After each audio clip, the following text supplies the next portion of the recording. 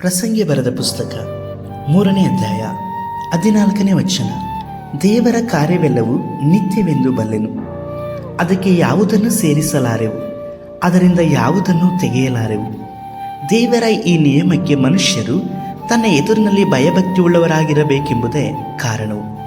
ಕರ್ತನಲ್ಲಿರುವ ಪ್ರೀತಿಯ ದೇವಜನರೇ, ದೇವರಾಗಿರುವಂಥ ಯೇಸು ಕರ್ತನು ಈ ಮುಂಜಾನೆ ವೇಳೆಯಲ್ಲಿ ನಿಮ್ಮ ಕೂಡ ಮಾತನಾಡುವವರಾಗಿ ಇದ್ದಾರೆ. ಇಂದು ನೀವು ಯಾವ ಮನಸ್ಸೊಲಿವಿಕೆಯಲ್ಲಿ ಇದ್ದೀರಿ?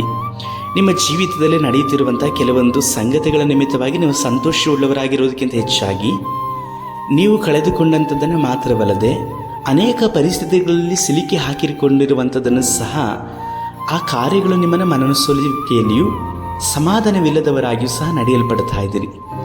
ದೇವರಾದ ಕರ್ತನನ್ನು ದೃಷ್ಟಿಸಿರಿ. ದೇವರ ವಾಗ್ದಾನಗಳನ್ನು ನೀವು ಆಲೋಚನೆ ಮಾಡಿರಿ. ಕೆಲವೊಂದು ಸಮಯದಲ್ಲೂ ದೇವರು ಹೇಳಿದಂಥ ವಾಗ್ದಾನಗಳನ್ನು ಸಹ ನೀವು ಯೋಚನೆ ಮಾಡಿ, ಈ ಕಾರ್ಯಗಳು ನಡೆಯಲ್ಪಡಲಿಲ್ಲ ಅಲ್ವಾ, ದೈವ ಸೇವಕರು ಈ ಕಾರ್ಯಗಳನ್ನು ಹೇಳಲ್ಪಟ್ಟರು, ದೇವರು ನನ್ನ ಕುರಿತಾಗಿ ಮಾತನಾಡಿದ್ರು, ಪ್ರವಾದನೆಯನ್ನು ಮಾಡಿದ್ರು, ವಾಗ್ದಾನ ಮಾಡಿದ್ರು, ಈ ಸಂಗತಿಗಳು ನಡೀತಾ ಇಲ್ಲವಲ್ಲ ಎಂಬುದಾಗಿ ಹೇಳಿ ನೀವು ಆಲೋಚಿಸಬಹುದು.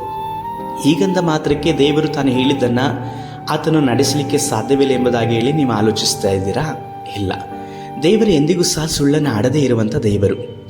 ದೇವರ ವಾಕ್ಯದಲ್ಲಿ ನಾವು ಓದಿಕೊಂಡ ಪ್ರಕಾರವಾಗಿ ದೇವರ ಎಲ್ಲ ಕಾರ್ಯಗಳು ಸಹ ನಿತ್ಯವಾಗಿವೆ. ಅದೆಂದಿಗೂ ಸಹ ಬದಲಾಗುವುದಿಲ್ಲ, ಮಾರ್ಪಡುವುದಿಲ್ಲ. ಆ ನಿಮಿತ್ತವಾಗಿ ನೋಡುವುದಾದರೆ ನಿಮ್ಮ ಜೀವಿತದಲ್ಲಿ ದೇವರು ಹೇಳಿದಂತೆ ಎಲ್ಲ ಸಂಗತಿಗಳು ಸಹ ನಿಶ್ಚಯವಾಗಿ ನಡೆಯಲ್ಪಡ್ತದೆ. ದೇವರ ವಾಕ್ಯದ ಮೇಲೆ ಭರವಸೆವಿಟ್ಟು ಭಯಭಕ್ತಿಯಿಂದ ನಡೆದುಕೊಳ್ಳ್ರಿ.